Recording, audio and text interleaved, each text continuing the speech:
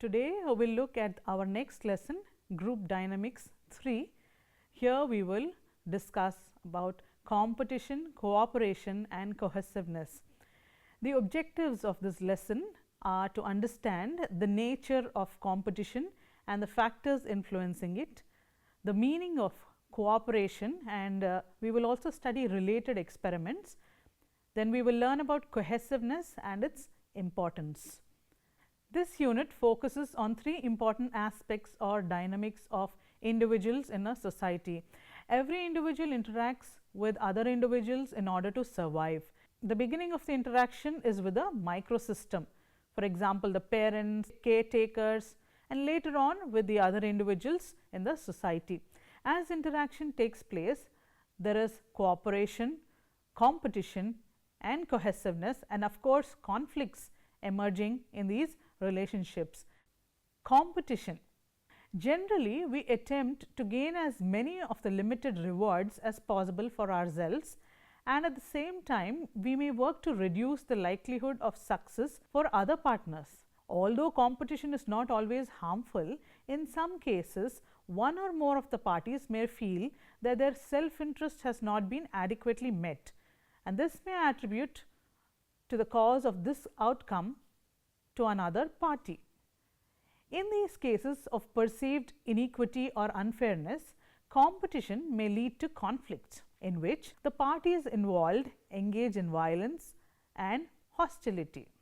Although competition is normal and will always be a part of human existence, cooperation and sharing are too.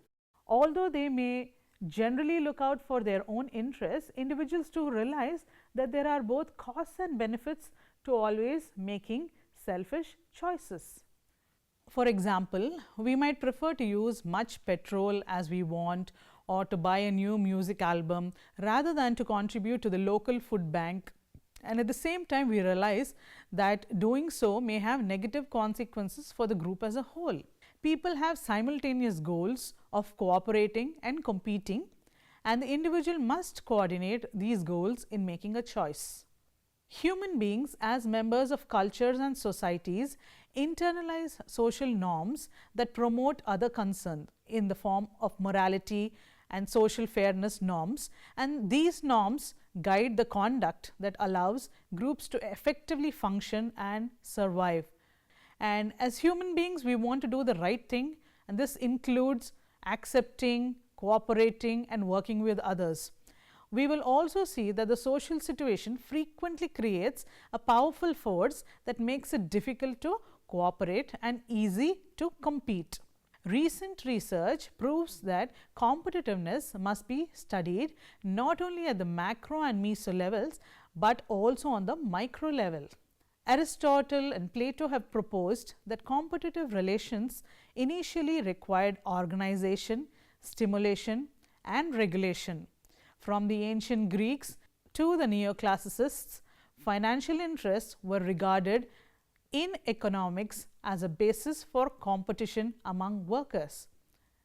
The understanding of competition as a struggle for existence, the deriving of profit by using the most favorable conditions for the manufacture and sale of products, or an aspiration for matching as far as possible the criteria of access to rare benefits is the basis for improving skills and expertise to create and develop innovations in the light of the economic model. Therefore, we have come to understand that competition is everywhere, from daily social situations and to organizational settings and market transactions and so on and so forth. Although past psychological research valued the study of competition, social comparison scholarship has paid relatively little attention to this important social dynamic in recent decades. Let us now look into the key psychological forces that increase social comparison and in turn competitiveness. Competition, like other complex behavioral phenomena, is multiply determined. Now, let us look at individual situational factors and also social comparison theory of competition. The role of the individual will be studied and the situational factors that increase social comparison concerns and thus competitiveness. Let us understand the term comparison concerns as the desire to achieve or maintain a superior relative position. Many behavioral and attitudinal indicators associated with competitiveness, noting that we cannot conclude that comparison concerns always drive these indicators. Such behaviors and attitudes, according to research, include competitive behavior, competitive motivation, the desire to win, positional concerns, unwillingness to maximize joint gains, lying, harmful behavior, hostile attitudes, biased recommendations, and so on and so forth. The basic dynamic highlighted by the social comparison model of competition is that two basic sets of factors, namely individual and situational factors, are capable of increasing competitiveness across various indicators by raising social comparison concerns. First is the relevance of a performance dimension to the actor, such as performance in sports, income, academics, etc. Second is the degree of the actor's similarity to the target, meaning that similar rivals exhibit greater comparison concerns than those less similar. And the third variable is the degree of the actor's relationship closeness to the target, where comparison concerns are stronger when the target is interpersonally close, for example, to a friend or a sibling. And it is important to note that one of the common features of relevance is similarity and closeness, and it is highly individualized in nature. A host of personality variables influences one's tendency towards exhibiting comparison concerns and competitiveness, most notably social comparison orientation and competitive dispositions. This category also includes individuals' orientation towards performance goals and away from mastery goals, as well as other individual differences relating to social comparison tendencies and competitiveness. Personal history is another potential individual relational factor. Researchers have predicted that rivalry will be positively related to competitiveness of prior contests and found that unique history of paired teams was a better predictor of the intensity of the rivalry between them than most of their recent matchup. For example, we see this in our cricket matches and other sport. An important set of questions concerns the interaction among these variables within each of the respective categories of individual and situational variables. Regarding individual factors, one indication of the possible interaction among different individual variables comes from self-evaluation maintenance model, according to Tesser in 1988, which focuses on the hydraulic nature of relevance and closeness. Targets perhaps have the potential to influence the relevance of the dimension. Other psychological processes such as cognitive accessibility or salience may better describe the likely interaction among situational factors. The specifics of a given situation determine the relative salience and consequently the impact of different situational variables. One important personality variable that merits further consideration in competition is gender. Males reveal a stronger preference than females for tournament-based incentives over non-competitive piece rate incentives. The social comparison model of competition therefore distinguishes individual from situational factors of social comparison that influence competitive behavior. Now, let us look at the next topic of social influence called as cooperation. Cooperation refers to helping that is mutual, where both sides benefit. It is common in groups working together to attain shared goals. Sometimes group members may perceive their personal interests as incompatible, and instead of coordinating their efforts, they may work against each other, often producing negative results for all. This is known as a conflict and can be defined as a process in which individuals or groups perceive that others have taken or will soon take actions incompatible with their own interests. Cooperation in teams might occur during computer mediated communication and can be difficult to develop because of the absence of interpersonal cues which are present during face-to-face interactions.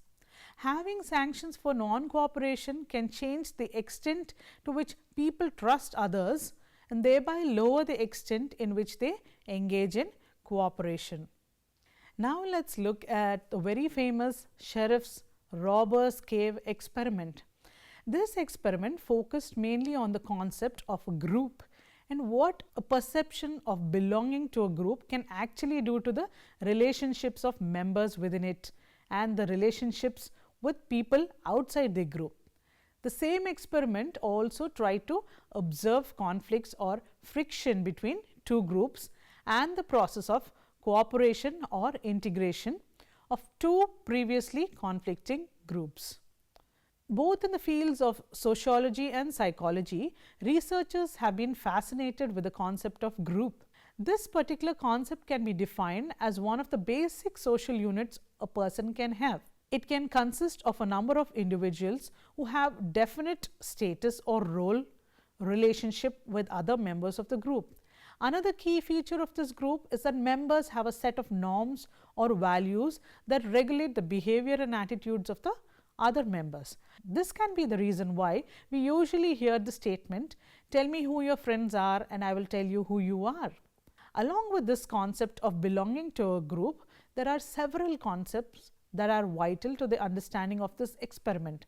All the common attitudes, aspirations, hopes and goals that the members of the group share are social units that can be referred to as in-groups, while all the social units that are not part of the group and all the social units that he cannot relate to is called as out-group.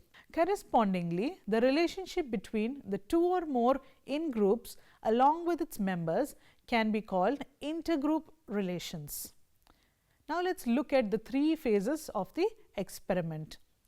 The first one, in-group formation, which involves the experimental creation of in-groups through activities that will promote group identification. The second is the friction phase, and in this phase, bringing two experimentally formed groups into conflict with each other or forming intergroup tension is involved. The third one is the integration phase. Here, bringing the two previously conflicting groups into cooperation through the attainment of superordinate goals will be noted. Phase 1. The subjects of the experiment were 22 11-year-old boys of a middle-class socio-economic standard who have not experienced any unusual degree of frustration in their homes or who were not school or social failures and who have similar education level. These boys were taken into a summer camp in Robbers Cave Park in Oklahoma, USA. Before the start of the experiment, the boys were randomly divided into two groups, ending up with 11 boys each. The two groups were separately transported and housed in cabins within the same park. Ultimately, the groups must not be aware of the existence of the other group during the first phase of the experiment. Otherwise, any functional contact between the two groups would certainly have unwanted consequences both for the in-group formation and for the later phases of the experiment. It is these two groups that formed the basis of group interaction. That is the focus of the experiment. During the first week of the experiment, the groups did not know the existence of the other group. One of the groups chose eagles as their group name, while the other chose rattlers. The chief aim of the first phase is to produce in-groups through the interaction of the members within the two separate groups. The second phase, friction phase. During this phase, the two groups were allowed to find out about the existence of the other group. The chief aim of this phase is the production of conflict between two groups, which can be accomplished by a series of competitive activities in the form of a tournament of events which yield cumulative scores and a reward for each of the members of the winning group. This step of the experimenters greatly increased the antagonism between the two groups. This was significantly evident during the tally of scores, where the Rattlers won the overall trophy. Phase 3, which is known as the integration phase, constitutes the most crucial and significant aspect of the study. Here, the experimenters will deliberately attempt to bring about cooperation between the two groups following a stage of friction or conflict. This phase aims to study the process of reducing group tensions. The first activity in this phase was a problem wherein both the groups must cooperate to solve, because the resources and efforts of a single group are inadequate to attain the solution to the problem. Both of the groups were taken to a new location and they were told that they have a drinking water shortage. During the successful repair of their water problem, cooperation was observed between the members of the two groups.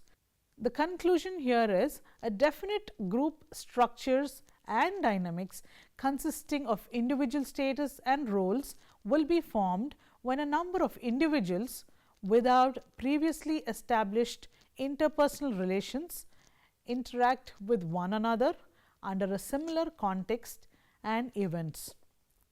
Also, during the friction phase, uneasy conflicts produce unfavorable stereotypes in relation to the outgroup and its members, placing the outgroup at a certain social distance.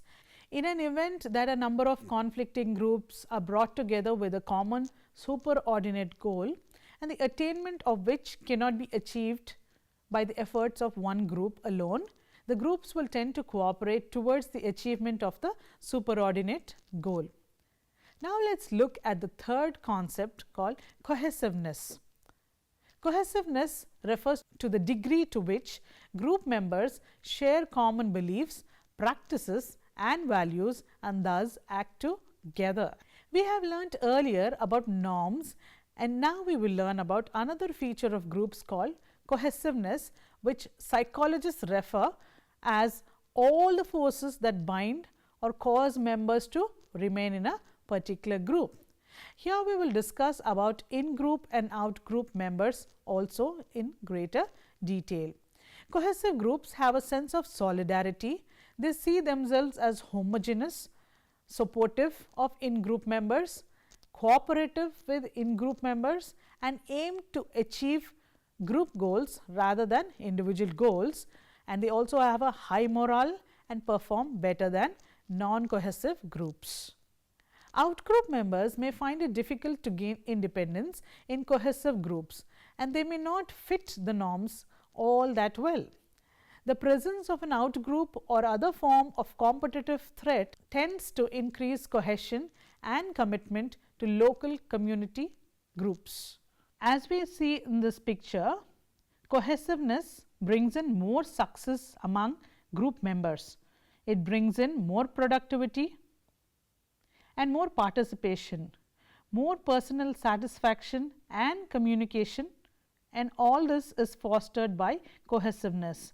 Some individuals may decide to leave a group, and a group may even split when members conclude that some subset of the group has changed sufficiently and they can no longer be viewed as a part of us.